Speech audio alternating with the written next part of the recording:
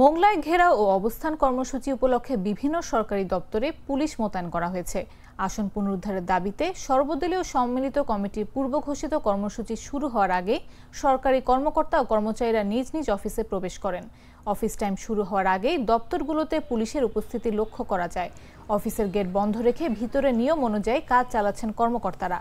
তবে কর্মসূচির সময় মোংলার সরকারি দপ্তরের আশেপাশে সর্বদলীয় সম্মিলিত কমিটির কোনো নেতৃবৃন্দের দেখা মেলেনি। মোংলা থানার ভারপ্রাপ্ত কর্মকর্তা মোহাম্মদ আনিসুর রহমান জানান, শান্তি শৃঙ্খলা বজায় রাখতে পুলিশ মোতায়েন রয়েছে।